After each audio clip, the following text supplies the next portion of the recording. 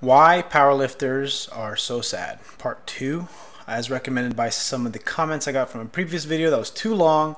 They suggested that I take some notes down and get a little organized, and I thought I'd take their advice, and I took some notes. And really what I kind of wanted to start off with in this video, talking about powerlifters who are always sad and frustrated with their results and pissed off and just totally unhappy, is the idea that people who believe in their own bullshit. So take this for a positive or a negative, however you want to call it, but I'll name some names that you're familiar with, like Muhammad Ali, the greatest of all time, right? He believed in his own bullshit, right? I think he believed in his own bullshit before he was fucking awesome, right? And then eventually what happened? He became awesome. I want to say Lance Armstrong. I fucking believed in his bullshit. I did. You know, him cheating. I still like the guy. I still like the athlete. But I'm just saying, you know, when I read his books, I bet you at some point he really believed he wasn't doing anything wrong. And he probably still doesn't. And I think a lot of athletes feel that way. Let's talk about some of our favorite YouTubers or popular YouTubers. C.T. Fletcher, right? C.T. Fletcher. Which one of you motherfuckers is going to come in second place?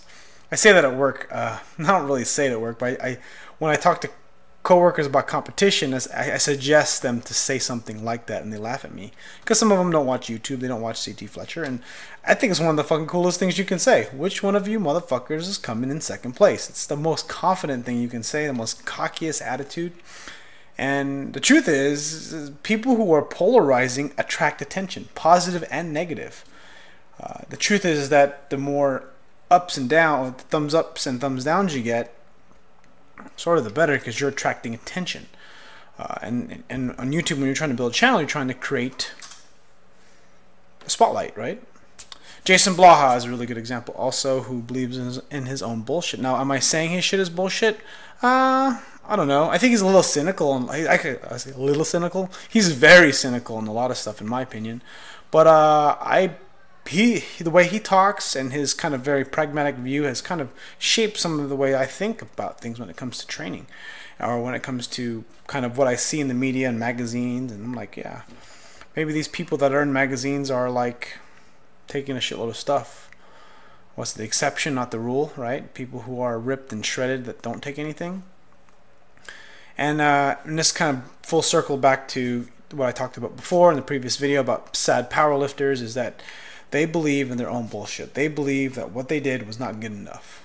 500-pound squat at 180 pounds, right? Or 500-plus squat at 180 pounds. That's ridiculous. Over 2.5 times body weight. Or maybe, yeah, over 2.5 times body weight, right? Yeah. It's crazy. And you think you're not successful. I don't think there's necessarily anything wrong with it, because I think that the thing that's really important is that if you're able to make it so that it is moving you in a positive direction and really influencing you in a way where it's actually giving you positive energy and abilities to work harder and get better results, I think it's okay. Like Izzy, right? Izzy, Powerlifting to Win, talking about, what did he say? I made a comment on one of his videos. Let me go look it up.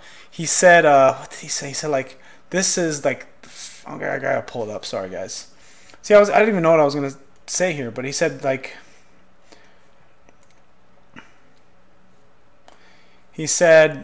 mark my words, this is like the beginning, or whatever you want to call it, of his I don't know, his failure or whatever. But basically, it's gonna be his turning point. He basically said it in a way where this is gonna be his turning point to where he's gonna kind of skyrocket. And the truth is I'm still gonna follow. I'm gonna follow him. I love the guy. The guy's great. Got great content. I mean, fucking impressive lifter. I don't care. It doesn't matter who you are. I mean, it just doesn't matter. My point of saying all this and talking about this is like, look, we are hard on ourselves because we expect more from ourselves. I think the big part about all this stuff is that we're so hard on ourselves that it pushes us. We do it because it pushes us. It's almost like, if I don't do this, I don't get that. Or if I don't do this, I should be sad. We do this because we want to be able to get to that next level. And sometimes negative energy, negative consequences, negativity, us beating ourselves up, allows us to make sure that we succeed. And then sometimes we don't, or we don't hit those totals or numbers that we want to hit, or these powerlifters don't hit the numbers they want to hit, or they don't lift in the way that they want to hit. Like, you know, how many times have I squatted like 300 plus pounds, which is obviously not a lot of weight, but just for me it's a lot, and when it hasn't felt right, you know, how often has it felt clean? How often has a 500-pound deadlift felt clean, felt easy? You know, it's seldom ever easy, but I get mad at myself because it's not easy. It should be easy, or I expect it to be easy, right? It's never fucking easy. It's like it's the stories we tell ourselves. That's what it is. It's the stories we tell ourselves. And it's all fucking bullshit. We are looking for meanings to give ourselves to get to the next stage of whatever it is that we want to get to. And what's my point? I don't fucking have a point. I'm just talking. I just want to say that, you know, someone commented in the previous video that's connected to this video is, you know, if you can squat and you can bench and you can move and you have both your legs, you should be very happy. And I think that's the truth. I think sometimes what I say about these athletes is that they tend to be very self-deprecating, or sound self-deprecating, or have sort of a negative tone about others and themselves, and cynicism about themselves, that they sort of drag others with them. Not necessarily in a bad way, just sort of a kind of like a weight, right? They're just kind of heaviness that kind of pushes you down, you know. And you know what it is? It's to some extent, it's really just truth, right? It's you know, like Eric Helms. There was this video by Jason Blaha talking about Eric Helms. This is what's capable naturally. And I made this comment trolling saying, I want to quit weightlifting. I should stop now.